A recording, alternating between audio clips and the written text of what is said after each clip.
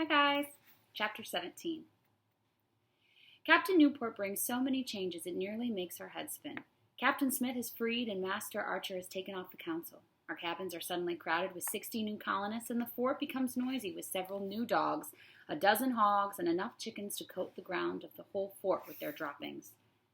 He also brings a new boy, Thomas Savage. The men tease him because of his name. He's a savage, they say. Send him to live with the savages. Our storehouse is filled to overflowing with the good things the ship has brought. Wheat, pork, ale, wine, butter, beef. We eat very well and since this puts everyone in a good mood, there is no more talk about stealing away to England. There is a fragile peace between the gentlemen who are willing to kill us by starvation and the commoners who are ready to murder them in their beds. It's a good thing we have 60 new men and boys to help buffer our smoldering anger towards one another. A few days after Captain Newport arrives, we hear a shout of Wingapo, and we look to see the Indians paddling to the shore in 3 canoes. Wingapo, Captain Smith, they call. When the canoes land and the Indian men begin to pull them ashore, Richard and I go closer. The canoes are filled with bread, fish, meat, turkey, squirrel, deer, and raccoon. We don't even need to trade for food, I say to Richard. We've got so much in the storehouse now the ship is here. But Richard's eyes are fixed wide on something, and I follow his gaze. In one of the canoes sits a little girl. She has straight black hair cut very short on the front and sides and fastened in a long braid down her back. She wears several necklaces of pearls and copper and a mantle of deerskin over one shoulder. As we watch, she jumps out of the canoe and trots up to Captain Smith. She's fairly skipping with excitement as she sees him. I hear some of what she says as she speaks out to him in Algonquin. I am bringing gifts from my father. Now you are my countrymen. The food is not for trade. It's being delivered as a gift. It suddenly occurs to me who this must be, and I grab Richard's arm. It's her, I whisper. I know, Richard whispers back. We watch her as she talks to Captain Smith. She's only a child, but Captain Smith says she's about 10 years old. In my mind, she has become like a goddess. She is Chief Powhatan's daughter, a girl who saved Captain Smith's life, the Indian princess who has more courage than 100 soldiers. Suddenly, to my surprise, I hear Captain Smith say in his clumsy Algonquin, "Come meet boys, they show you home."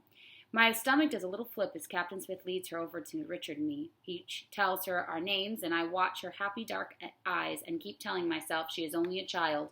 No one should be so awestruck by this. And this is Amut, Captain Smith says to me and Richard, but she's called Playful One, Pocahontas. Pocahontas grins. Come and show me Captain Smith's home, she says. I translate for Richard, and he nods enthusiastically. I point to our palisades. Home, there, I say in Algonquin. It is my first time trying out my newly learned words to a native speaker. And when she understands, it feels like magic. Pocahontas runs up the hill, nimble as a deer on her bare feet. Richard and I follow. I always thought that princesses were supposed to be quiet and proper and sit around looking royal, but not this princess. Pocahontas peeks inside the fort gates. The men on the guard look at her and raise their eyebrow. She's the daughter of Chief Powhatan, I tell them. Pocahontas whips her head around when she hears her father's name. Then she runs up to one of our cabins to look in the door. This is Captain Smith's house, she asks. No, I say. Pingaequai, I say, and motion for her to follow me.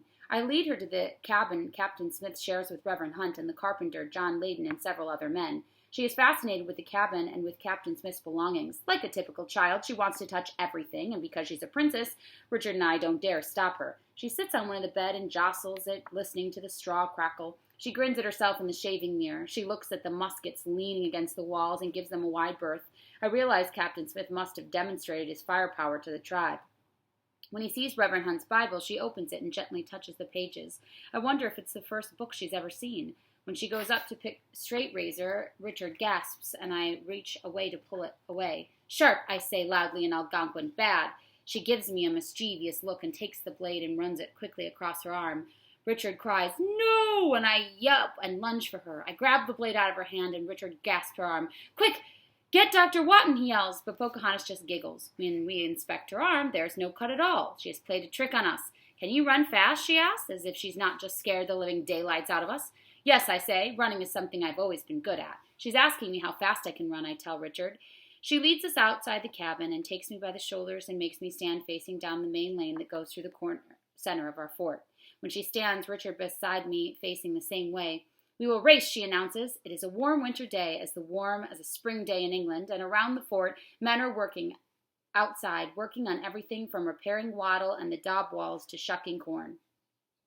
They watch in amusement as we prepare for our race. To the wall, she says. I explain to Richard that we are about to race to the palisade wall, and he nods in approval.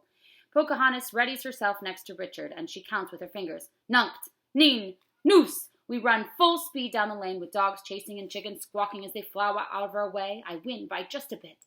Pocahontas' face glows with sweat. You do run fast, she says, but I am faster. I tripped on my mantle, and with that she pulls off her mantle. She has nothing underneath, but she seems not to notice.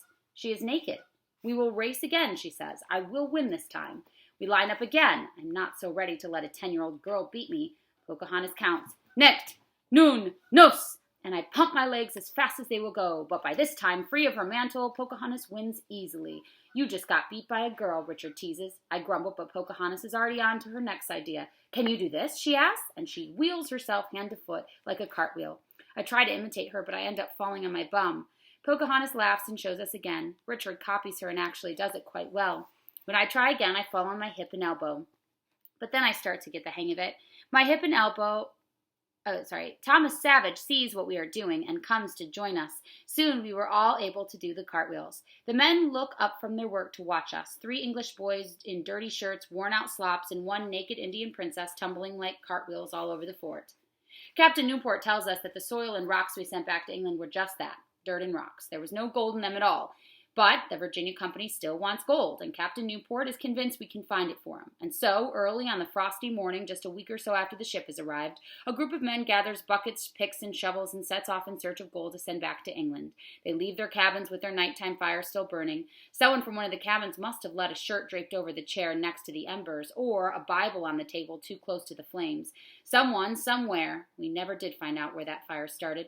Fire! Someone shouts, and I look to see orange flames leaping from one roof to another. I snatch up a bucket and race to the river. By the time I get back, more cabins have caught fire. Flames lick their way down the palisade, spreading like spilled wine. Men stumble through the smoke, trying to find the front gate of the fort. A soldier comes running at me, his clothes aflame. He grabs my bucket and empties the water over his head. His shirt sizzles and he gasps, slapping at the burned fabric. I return to the river, fill my bucket again. Captain Smith is there, shouting and ordering men into a line. Pass the buckets, hand to hand, he yells. We form a line that stretches from the river to the fort, and we pass the buckets along quickly, one to another. Flames leap, thick, black smoke engulfs the entire fort, and one side of the palisade bucket falls. Save the palisade, someone cries. I see the men at the fort throwing bucket after bucket onto the burning posts. The wind blows smoke towards us, and it makes me cough. Cinders and bits of ash swirl in the air. I think of nothing except passing the buckets until my fingers are blistered and my arms ache. So much work, so many weeks we spent cutting trees and splitting clapboards and tying thatch and making wattle and daub. It's all turning to ash before our eyes. It is the afternoon before we finally stop the flames. We manage to save a good part of the palisade, but the houses are virtually gone along with everything in them. Even Reverend Hunt's Bible is lost in the blaze, and worst of all, the storehouse and all the food in it has been destroyed.